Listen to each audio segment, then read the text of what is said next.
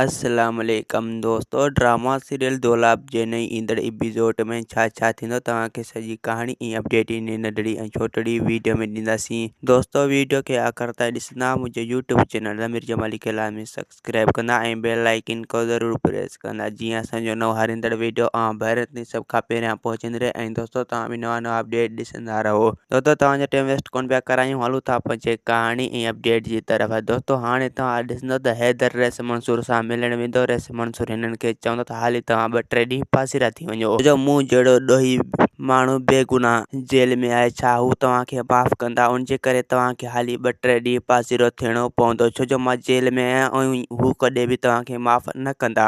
ऐं ॿिए पासे दोस्तों हाणे तव्हां ॾिसंदो त रेस शाहनवाज़ जेको आहे दादन वारनि सां मिलण वेंदो ऐं उन्हनि खे चवंदो त तव्हांजो भलो इन में आहे त छोरी कूंज असांजे हवाले कयो। जेकॾहिं तव्हां कूंज असांजे हवाले न कयो त पोइ रेज़न ऐं असांजो सिधो दुश्मनी पोइ तव्हां सां आहे। जेकॾहिं तव्हांजो भलो इन में आहे त तव्हां कूंज असांजे हवाले कयो। अगरि जेकॾहिं तव्हां इहो न कयो त पोइ तव्हां पंहिंजे लाइ कफ़न ॿधी वठी वेही रहो। ऐं हा, जेकॾहिं इहा दुश्मनी तव्हांजी चाहे रेज़न वारनि सां थिए या चाहे मुराद वारनि सां, त इहा सॼी ज़िंदगी दुश्मनी हलंदी रहंदी। ऐं मूं रेज़न ऐं मुराद जे विच में बार ठाह कराइण जी कोशिशि कई, बहरहाल हू बि नाकाम थी विया। उन्हनि जी दुश्मनी बि वधी वई। मां नथो चाहियां त अव्हां जी बि दुश्मनी ईअं वधंदी रहे। ऐं ॿिए पासे दोस्तों हाणे तव्हां ॾिसंदो त ककर जेको आहे रेज़न खे चवंदो त अगरि जेकॾहिं दादन वारा छोरी कूंज खे मुराद वारनि जे हवाले कंदा त पोइ पुछी त छा थींदो? रेज़न चवंदो त आख़िरकार पहिरियां जेकॾहिं छोकिरी कूंज हुननि जे हवाले न कंदा बल्कि कंदा त पोइ इहो सोचियो थिए त पोइ जेसीं ताईं असां गुलपरी पोइ हुननि जे हवाले न कंदासीं, पोइ मुराद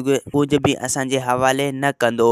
जेकॾहिं मुराद इहा कोशिशि कंदो त कूंज खे हर हाल में वापसि करे। ऐं ककर चवंदो त रेज़न तोखां जेतिरो थी सघे तूं इन कम में पूरी कोशिशि कर, छो जो असां छोकिरी कूंज खे वापसि कयूं। दोस्तों असांखे ॾींदा हाणे इजाज़त, वरी तव्हां सां मिलंदासीं कि नई ईंदड़ वीडियो में। ख़ुदा हाफ़िज़।